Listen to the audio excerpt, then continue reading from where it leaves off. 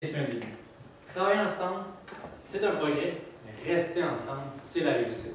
Aujourd'hui, cette célèbre citation d'Henry Ford est la promesse que nous faisons et nous sommes l'agence Distinction. Tout d'abord, avant de débuter la présentation, laissez-moi vous présenter mes collègues. À ma droite, Alexandre Breton, enchanté. Et à ma gauche, Marc-Olivier Pouliot, enchanté. Et moi-même, Mathieu Brisson. Donc aujourd'hui, vous nous avez soumis un mandat. Le mandat était le suivant. Premièrement, on devait faire une réflexion et mettre une position en fait par rapport au moment idéal de commercialisation pour vos deux produits forts, c'est-à-dire votre support de toit mobile ainsi que votre gamme d'accessoires complets. Deuxièmement, vous aviez soumis comme mandat de faire en fait une stratégie marketing complète incluant pas une stratégie, désolé, excusez-moi. Une analyse marketing complète incluant l'analyse de vos marchés cibles. Finalement, la création et la conception d'une toute nouvelle identité commerciale pour votre entreprise qui vous représente, vous, votre produit, vos valeurs corporatives. Au niveau de la cible à atteindre, est de réussir la commercialisation de vos produits par la mise en place en fait de stratégies efficaces. Au niveau du plan de match, donc tout d'abord, on commence par une analyse de votre entreprise. Ensuite, on vous présente la stratégie marketing qu'on a élaborée pour vous, les plans d'action au niveau opérationnel et ensuite les aspects financiers. On termine avec quelques petits conseils pour vous. OK. Au point de vue de l'analyse, on a procédé à l'analyse interne et externe de votre entreprise. Puis pour ce faire, on a relevé les principales forces, notamment votre produit, qui est innovateur, accessible, il se différencie des offres des autres concurrents. Les ressources internes, vous avez beaucoup de formations, vous avez aussi, c'est diversifié, vous avez un avocat spécialisé qui peut vous aider parfois, vous avez un designer industriel aussi, ce qui est un atout indéniable. Aussi, vous offrez la compatibilité avec Thiolet, qui est le leader du marché, donc c'est une force très pertinente pour ce cas-ci. Ensuite, les défis, ça sera pour vous de créer une gamme d'accessoires pour justement offrir la gamme complète et trouver un nouveau nom d'entreprise évocateur éventuellement. Pour les opportunités, il n'y a aucun compétiteur direct présentement pour votre produit principal, donc ce serait quelque chose à exploiter, ainsi que plusieurs possibilités de partenariat à faire. Et la seule menace qu'on a relevée, c'est la concurrence soudaine qui peut arriver à tout moment. Donc au niveau de la stratégie marketing, le produit, le prix, la distribution, la communication, bien sûr, il faut que ça tourne autour de quelque chose. Et ce quelque chose-là, c'est le marché cible. C'est quoi notre marché cible? Je peux changer, Marco. Donc, tout d'abord, avant de vous présenter le marché cible, je vais vous dire quelque chose d'un concept qui est super important, c'est le cercle d'or. Et ce concept-là, en fait, il est bien important de dissocier que ce n'est pas pour le B2B, mais vraiment pour le B2C. C'est quoi, en fait, la majorité des entreprises vont commercialiser leurs produits en partant de l'extérieur du cercle, qui est le quoi. Donc, qui est vraiment votre produit. Et ensuite, qui va un petit peu, au fil des années, venir oublier le pourquoi vous êtes parti en affaires comme tel. Le cercle d'or, qu'est-ce qu'il dit? C'est au lieu de partir de l'extérieur, venir vraiment partir de l'intérieur pour que le consommateur, en fait, n'oublie jamais la raison de votre entreprise, puis c'est ça qui va venir le fidéliser. Des entreprises comme Apple, Starbucks, Nike ont très bien compris ces concepts-là. Donc, c'est au-delà du produit, c'est un mode de vie, c'est une expérience de faire affaire avec ces entreprises-là. Changer. Donc, le marché cible, on veut se créer une niche. Donc, une clientèle qui est aisée au niveau financier, qui aime avoir l'exclusivité, mais qui aime aussi acheter, donc d'investir, je vous dirais, dans un produit qui est efficace, qui va venir simplifier leur vie au day-to-day. Donc, c'est la même clientèle, en fait, des concessionnaires comme BMW, Audi, tous ces concessionnaires-là qui est plus haut de gamme un petit peu. Donc, voilà. Au niveau du produit, on veut que vous gardiez justement, votre concept est super intéressant. Un produit haut de gamme, un produit qui est unique. Au niveau des matériaux, justement, utiliser des matériaux nobles, en fait. Puis l'objectif principal, c'est de faire participer le produit intégralement, en fait, avec les autos, comme vous avez mis dans les images, vous faites des autos comme Audi, tout ça. De venir vraiment, le produit est intégré dans le haut de gamme de l'auto elle-même. Donc, ensuite, au niveau des accessoires, si un jour, on va parler un petit peu plus tard qu'est-ce qu'on fait avec les accessoires, mais si un jour on vient à les créer, il faudrait que ça soit comme facilement identifiable au main product, en fait. Comme exemple, les écouteurs Apple sont facilement reconnaissables par rapport au produit principal, exemple qui pourrait être le MacBook ou l'iPhone. Ensuite, au niveau du prix, donc vraiment, on veut donner une valeur à la marque. Comme les produits, exemple comme Xbox, PlayStation, c'est des produits qui vont être rarement en rabais. Pourquoi on veut faire ça? C'est que notre cible, en fait, notre marché cible, c'est un marché qui est plus haut de gamme. Donc vraiment venir faire attention là, au niveau du prix, de jamais descendre pour venir dévaloriser la marque comme telle. Et ensuite, au niveau du prix, bien sûr, on va donner des marges intéressantes pour les constructeurs qui sont notre effet de levier. On vous explique un peu pourquoi plus tard, quoi les constructeurs viennent faire là-bas. Au niveau de la distribution comme telle, justement, les concessionnaires automobiles haut de gamme, profiter de leur réseau de distribution. En fait, ils ont déjà des réseaux établis, ils ont une image forte dans le marché, une notoriété qui est déjà bien établie. La petite astérix que j'ai mis ici, en fait, c'est qu'on a une chance de bien paraître au niveau des constructeurs et il faut la prendre. Quand vous allez rentrer dans le marché, c'est bien important d'être prêt, puis vraiment de prendre cette chance-là et de foncer.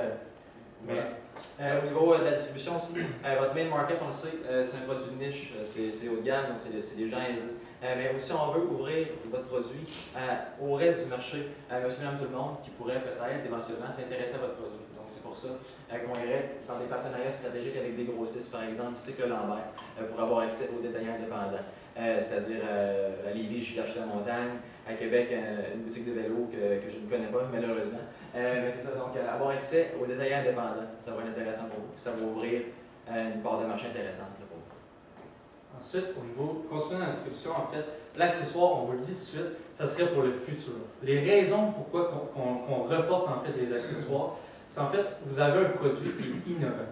Profitez de l'innovation du produit avant de vouloir créer d'autres innovations. Pas d'argent, pas de business. Le but, c'est de venir profiter justement vous n'avez aucun compétiteur direct avec le produit, le main product que vous voulez offrir. Donc, avant de focuser vos énergies sur autre chose, vraiment venir concentrer vos efforts sur le produit principal. Puis aussi, ce que ça va venir faire, c'est qu'au niveau de la communication, ça va venir simplifier le pitch de vente. De vraiment mettre vos efforts sur le produit principal, justement, qui est innovant, au lieu de venir diluer un petit peu le message, justement. En entrant dans le marché, c'est bien important que le message soit concis avec les personnes qu'on s'adresse. Donc voilà, en fait, c'est pour éviter la dilution de votre produit principal. Au niveau de la communication, maintenant, au B2B, il y a la présence dans les salons de l'auto de Détroit, où c'est en fait l'innovation, les têtes des concessionnaires et tout sont toutes là. Donc, c'est là qu'on pourrait aller justement présenter notre innovation avec bien sûr bien d'autres canaux. Consommateur corporatif, il faut en fait dans la communication faire comprendre qu'il y a un avantage pour lui, mais bien sûr qu'il y a un avantage pour sa clientèle aussi. C'est comme ça qu'on va aller chercher le consommateur qui est corporatif et du B2B en fait. Maintenant, au niveau du B2C, le marketing de masse quand les ressources financières vont être présentes. Donc, un petit peu plus reporté dans le futur pour le B2C. Et quand on aura les ressources pour le faire, un bouton d'action sur Facebook. Je ne sais pas si vous connaissez l'entreprise GoPro, des contenus visuels, vraiment des expériences qui font vivre avec le produit. Et ensuite, il y a un bouton d'action. Donc, vraiment un peu de venir prendre ce concept-là de GoPro. Ensuite, au niveau du site web transactionnel, c'est sûr que ce serait important qu'il y en ait un. Et nous, on pense qu'un design épuré selon votre produit, ça serait efficace. Et ensuite, campagne AdWords, d'aller sur Google. Quand une madame, justement, qui a assez les moyens, qui veut bien s'équiper, tape sur Google, support, exemple, pour son snow, mais que ce soit vous qui apparaissez en premier, tout simplement.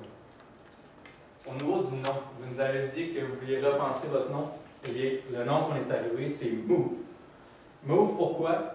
Le produit, il bouge. Le produit, c'est pour des gens qui bougent aussi. Donc, il bouge au niveau de ses fonctions mécaniques, mais le marché cible comme tel, c'est des personnes actives qui vont utiliser le produit.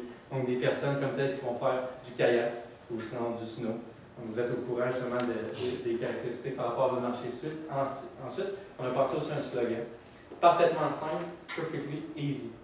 Parfaitement égale haut de gamme, simple égale besoin du consommateur. Donc, vraiment un slogan qui vient réunir les deux éléments qu'on veut mettre de l'avant justement dans le slogan. Jamais oublier le besoin du consommateur et ensuite, c'est quoi votre produit comme tel. Au niveau de l'opérationnel là maintenant, dans votre échéancier que vous nous avez soumis lors d'analyse de votre dossier, on s'est rendu compte après une brève discussion que vos délais pour la production, pour la conception, pour les phases de test, c'est trop long. Donc c'est pour ça en fait que ça va aller de juillet 2017 à juillet 2019.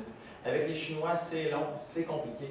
On parle de l'expérience parce qu'on a quelques autres clients en fait qu'on a assisté dans leur processus de création de produits et de conception avec la Chine des manufacturiers chinois. Donc, on sait que vos plans et de techniques qui sont actuellement ils sont prêts. Donc, en juillet 2017, vous allez en voyage, vous rencontrez les manufacturiers et vous passez en phase de production test. Par la suite, on vous rapatrie les produits au Canada. Vous ne les rapatrierez pas par avion, c'est trop dispendieux, ça va être forcément par transport maritime. On parle de 4 à 6 semaines de transport. Donc, ça arrive au Canada, au Québec. Vous allez en test en laboratoire, vous allez chercher vos certifications avec des ingénieurs externes. Par la suite, vous apportez des corrections qui sont relatives à votre phase de test, bien entendu. Et vous pouvez lancer la première production pour finalement recevoir vos conteneurs de rack mobile aux alentours de juillet 2019. Mais par expérience, 1 an de passer des plans jusqu'à la première production que le produit est parfait, c'est un délai beaucoup trop serré. Puis deuxièmement, avec le marché de niche que vous cherchez, le haut de gamme, vous n'avez pas le droit à l'erreur. Donc vous arrivez sur le marché, vous devez être ça à gauche. Deuxièmement, au niveau du marketing, B2B, au niveau de l'opérationnel, on a les rencontres avec les constructeurs. Donc ça va être de planifier des rencontres avec les différents constructeurs automobiles, BMW, Audi, Acura, les manufacturiers haut de gamme pour avoir accès à leurs concessionnaires. Salon de Détroit, comme mon collègue vous a spécifié tantôt. Et puis la création du support promotionnel, des dépliants pour présenter le produit aux clients, bien entendu. Donc à partir de 2019, août 2019, et à voir pour le Salon de Détroit, nous ne connaissons pas la date par contre. Au niveau de Facebook et Google pour le business to consumer, on a du contenu de qualité, des vidéos, des dessins techniques, souvent avec la clientèle aisée aime savoir comment ça fonctionne, ils payent le prix, mais ils veulent savoir comment ça marche votre bébé. Publicité AdWords, comme on a dit. Le site web qui est transactionnel avec une livraison directement au domicile pour aller chercher le reste du marché, si jamais il y avait intention d'achat. Juillet 2019. Au niveau de la distribution business to business, on a en fait concessionnaire automobile, haut de gamme, BM, Audi, etc. Ce serait lors de la vente du véhicule. Si le conseiller chez votre concessionnaire partenaire voit un intérêt de la part de son client, il peut lui offrir en fait.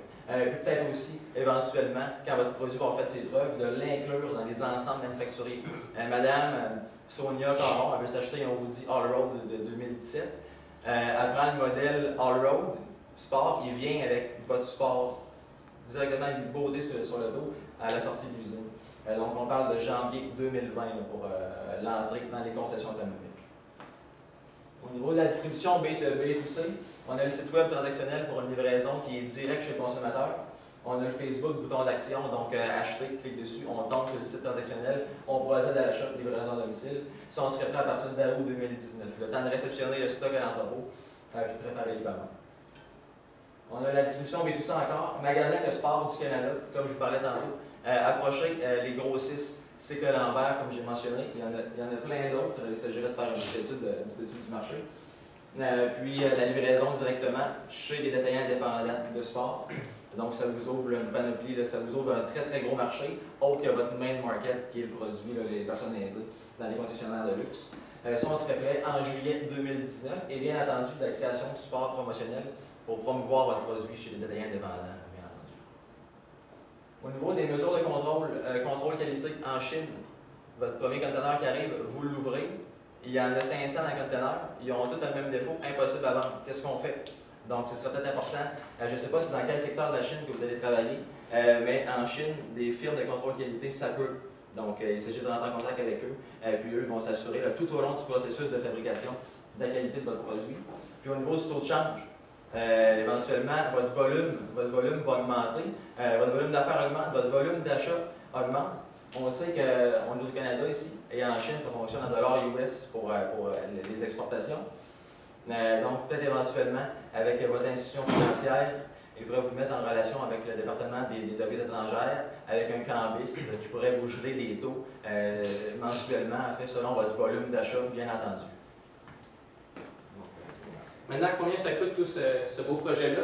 On a estimé les coûts à la conception du produit à 30 000 $, la plateforme web à environ 5 000 $ pour le site transactionnel, les publicités Facebook et Google, le bouton d'action et publicité AdWords à 5 000 $, le support promotionnel, on a estimé ça à environ 10 000 $. Ça, ce serait des affiches publicitaires et des pamphlets que vous remettriez aux grossistes, par exemple. Production test, on a estimé ça à 14 000 $ pour avoir votre première commande pour effectuer vos tests. Et la première commande, ça va être selon la demande que vous avez pour votre produit. Et le coût total du projet approximatif pour l'instant, ce serait d'environ 64 000 $. Maintenant, ce qui est bien important à faire, c'est pour ça qu'on met nos conseils comme ça à la fin, d'être visionnaire. D'être visionnaire, en fait, vous avez un produit qui est exclusif. C'est bien important de faire attention quand on a quelque chose d'exclusif comme ça entre nos mains. C'est pour ça qu'on vous a dit, vous avez une chance de percer le marché avec quelque chose qui est original, quelque chose qu'on croit qu'il a le potentiel de marcher, mais il faut faire attention en fait au vol en guillemets commercial, mais c'est bien important d'être vigilant dans l'avenir pour anticiper les gestes de vos concurrents en fait qui pourraient se créer, en fait des concurrents potentiels non existants à ce jour. Ensuite, au niveau du client, votre produit il est haut de gamme. Un client qui ajoute un produit haut de gamme s'attend à un service hors pair au niveau de la clientèle. Et par expérience, en fait, là, on est facilement capable de vendre quelque chose de plus cher quand le client, on fait comprendre au client les retours en fait, qu'il va gagner par rapport à ça. Le client est prêt à investir. Ça ne devient plus une dépense, ça devient un investissement pour la personne. Et c'est là que c'est important justement de venir mettre le client au cœur de votre entreprise comme il faut. La dernière chose, bien sûr, c'est de croire. En affaires, c'est super important de continuer à croire en vous. Vous êtes les acteurs principaux de votre réussite en affaires. Nous, on est là pour vous aider. On croit en vous, croyez en vous aussi. Donc, c'est ça, tout ça mis ensemble, ça va nous permettre d'atteindre notre cible de départ, en fait, qui était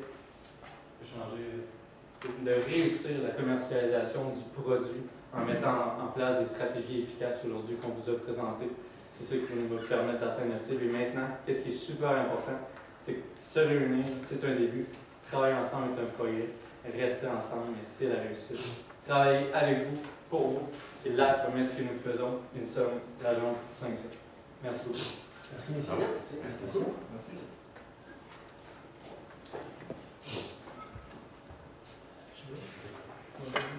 Là, je vais revenir dans vos dernières slides, dans vos recommandations pour les visionnaires. Puis vous allez voir une petite ouverture sur être prudent. D'après vous, comment est-ce qu'il faut qu'on soit prudent? Comment est-ce qu'on peut faire en sorte de limiter les chances d'être copié? Qu'est-ce que vous parlez de la copie par rapport à la prudence par rapport aux manufacturiers chinois ou sur le marché ici? Un concurrent qui pourrait peut-être venir sans votre choix. Premièrement, ce serait d'enregistrer vos noms de commerce. Ça ne coûte pas super cher, c'est rapide. Puis peut-être aussi, vraiment, vous avez plein de beaux dessins techniques et tout. Ça vaudrait la peine de les protéger. Demander un brevet pour protéger votre système, comment il fonctionne. Puis peut-être aussi demander à vos ingénieurs techniques de regarder, aller avant vos concurrents. Demandez-vous comment ils pourraient faire pour nous copier, même si on a protégé ce dessin-là. Ce système-là est protégé, mais comment ils pourraient faire pour que ça fonctionne quand même? Produisez des dessins techniques et demandez des brevets pour ce type de produit-là aussi. Donc, vous baquez de l'autre côté comme ça. Merci. Advenant le cas qu'on ne veut pas breveter l'idée, comment est-ce qu'on se protège? C'est de rester à l'avant, et de toujours innover. La clé, c'est l'innovation. Soyez plus vite, un peu comme chocolat favori. La concurrence, ça monte. L'astuce, c'est d'aller plus vite pour les planter. Donc, allez, soyez plus rapide, soyez plus bright, faites des plus beaux produits. Puis vraiment, si vous êtes déjà implanté chez BM, chez Woody, vous êtes implanté partout. Vous offrez des bons prix, le produit est parfait, les clients sont satisfaits, les constructeurs aiment votre produit, pourquoi iraient voir ailleurs? Donc, ça revient à ce que je disais tantôt, soyez plus rapide que les autres, soyez plus bright, soyez meilleur que les autres. C'est pour ça, en fait, pour en rajouter, c'est pour ça, en fait, qu'on va concentrer nos efforts sur le produit principal, au lieu de venir entrer en marché avec le produit principal plus les accessoires. Concentrez-vous sur votre produit, justement, qui n'en a pas de concurrence, à place de tout de suite vouloir mettre les accessoires là-dedans. Donc, on sait que les accessoires, il y avait déjà des concurrents dans le marché. C'est votre produit principal qui est unique en son genre. Vous mettez tous vos efforts, justement, là-dessus au début, pour être certain, justement, que c'est ça qui fonctionne. Merci. Avez-vous des questions?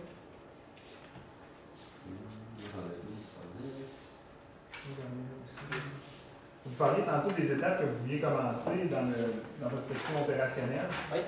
La première étape de la section opérationnelle, c'est de commencer la production en Chine. Oui. On n'a pas de prototype encore.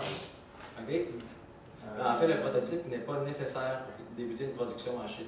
Donc, on n'a pas de marché, pas de prototype, puis on se lance dans la production de 50 000 unités, mettons, à 500$, parce qu'en Chine, Vous l'avez dit vous-même, on fait venir en container. Oui, effectivement. Donc on n'en fera pas venir. Mais en fait, au niveau du container, il y a deux formes. Il y a le FCL, le Full Load Container, ça va venir plus tard. Pour tout de suite, pour phase test, vous allez opter pour le LCL, le Less Than a Container Load. Donc ça, c'est du groupement de containers dans le fond. Puis au niveau, si les Chinois, là, si vous réussissez à entrer dans leur sardaigne, si vous allez boire de la bière avec le manufacturier, et vous en demandez juste 25 unités pour faire des tests, mais que vous les motivez, puis vous les... Comment je peux dire ça? Puis vous êtes capable de leur faire comprendre que ça a du potentiel, votre idée, et que ça va être payant pour eux à long terme, ils vont en produire juste 25 unités. Donc, ça dépend toujours du manufacturier. Les manufacturiers, ça prend un prototype parce qu'ils n'ont pas de département d'R&D, ils n'ont pas de département de dessin à l'usine. Mais si vous choisissez une usine qui a déjà un département d'R&D, qui a déjà un département de dessin, vous leur amenez les dessins Inventor, 3D Max, AutoCAD, etc., ils vont être en mesure de produire votre produit. Parce qu'à la base, votre produit, il n'est pas super compliqué. Pourquoi il n'existe pas d'abord déjà? Écoutez, pourquoi la salade de fruits avec juste des ananas, ça n'existe pas? C'est simple, il n'y a personne qui ose le faire. Il faut oser. T'sais. Pourquoi du lait au chocolat à 3,25 ça n'existe pas? Parce qu'il n'y a personne qui a osé. C'est un produit qui est super simple. Ça, c'est parce qu'il n'y a pas de marché aussi. Fait que moi, j'ai pas de marché, j'ai pas de prototype, il faut que je commence à construire ma machine. Je comprends ton concept de container à moitié plein, là, mais en même temps, écoute, je connais, peu importe. Faire venir un demi-container de la Chine de 25 unités avec un frais de shipping applicable là-dessus, il faut que je paye ma part pour ces choses-là. Je comprends tout ce que tu me dis, ouais. Je vois ton arc-en-ciel dans tes yeux. C'est pas l'arc-en-ciel, mais tu sais, ici, il y a un modèle d'affaires qui se construit, il y a une entreprise qui veut lever, qui veut que ça fonctionne. Puis on est encore à la phase de prototype, je vois beaucoup de choses. Je vois qu'il faut que j'aille jaser avec DM, je vois qu'il faut que j'aille jaser avec Audi. Ces gens-là vont me faire confiance tout de suite, de ce que je comprends. Pas nécessairement, mais si vous regardez l'échéancier. Et en plus de ça va coûter 64 000 $. Je vois beaucoup de bonnes choses là-dedans, mais je vois beaucoup d'autres défis aussi à réaliser. C'est sûr et certain. Quand on se lance en affaires, c'est une montagne de défis. Un entrepreneur, c'est quelqu'un qui se lance en bas d'une falaise, puis il se construit un avion avant d'arriver en bas pour repartir la pente. Au niveau de 64 000 $, c'est sûr que c'est des gros chiffres. Mais vous avez déjà des bons dessins techniques. Ça peut coûter beaucoup moins que ça, en fait. Mais si vous voulez percer le marché sans vous faire manger, c'est ça que ça coûte. Vous avez parlé de la possibilité d'avoir des anges investisseurs, des investisseurs, des anges financiers. Donc, si vous êtes capable de prouver votre concept, de prouver votre produit, ils vont embarquer, puis ça va être une belle montagne qui va être toujours en pente ascendante, qui va monter vers le ciel. Vous comprenez? Si vous voulez vraiment arriver sur le marché, pas vous faire manger, il faut arriver gros. Parce qu'il y a des gros joueurs, il y a Tioula, il y en a plein d'autres sur d'autres marchés, marché chinois, marché américain. Donc, 64 000 $, je crois que c'est réaliste. Avec votre produit, sincèrement, c'est réaliste d'aller chercher 64 000 $ pour monter le marketing qui va être efficace, puis monter votre produit. Ça vaut la peine, je crois. Je suis pas mal sûr. En fait, je suis convaincu. Vous avez parlé d'ange investisseur, d'ange financier, vous avez parlé d'investisseur de capital de risque. Et votre projet, c'est du capital de risque. C'est sûr qu'il y a un risque. Mais si vous croyez en votre projet, pourquoi ça ne fonctionnerait pas? Une dernière chose, le succès, c'est une conséquence. Le processus, c'est autre chose. C'est juste une parenthèse comme ça. L'entrepreneuriat, c'est ça. C'est de concentrer sur le processus, croire en notre processus, croire qu'il y a un marché. Parce que honnêtement, je crois qu'il y a un marché, votre produit, vous êtes exclusif. C'est d'aller chercher. Comment on va aller chercher? C'est par un processus solide. C'est ça qui va nous amener au résultat. Effectivement. Sinon, vous allez vous faire manger la peau ses os. L'entrepreneuriat, c'est pas juste des catchphrases. Mais, est-ce que j'ai une question pour le prix? Oui. Vous avez parlé d'une marge intéressante pour les constructeurs. Vous parlez de l'effet de levier. Oui. Pouvez-vous élaborer là-dessus un peu? Oui, je vais au niveau de l'effet de levier, en fait, c'est justement au niveau de la notoriété. On est d'accord que les constructeurs auto, comme exemple BMW, ils ont déjà des notoriétés, ils ont des réseaux de contacts déjà établis. Le but, justement, c'est d'aller vers eux dès le départ, parce que justement, en ce moment, vous avez dit que vous avez des ressources limitées. Donc, c'est par eux, en fait, c'est là qu'on parle d'effet de levier, en fait. C'est pour ça que les pitchs de vente, que je crois, en fait, c'est probablement vous les meilleurs pitchers de votre produit. C'est vous qui probablement connaissez le mieux la valeur ajoutée de votre produit. Donc, c'est vous les meilleurs communicateurs. Donc, il faut aller voir ces gens-là qui ont les ressources, qui ont les réseaux aussi, les réseaux de contacts. C'est eux, en fait, qui sont l'effet de levier pour vous. Il va forcément avoir, il va avoir une ouverture forcément. Parce qu'actuellement, chez BM, chez Mercedes, il y a possibilité de faire glisser un rack tulip sur le toit du véhicule. Pourquoi ils diraient non avec notre produit? Là, l'ouverture est très intéressante. Puis, écoutez, le marché en général associe votre produit mot perfectly easy à BMW, Mercedes, Audi, c'est pas mauvais, c'est plus qu'excellent. Donc pour une jeune entreprise, pouvoir aller chercher la notoriété de BM, Mercedes, Audi, etc., c'est excellent.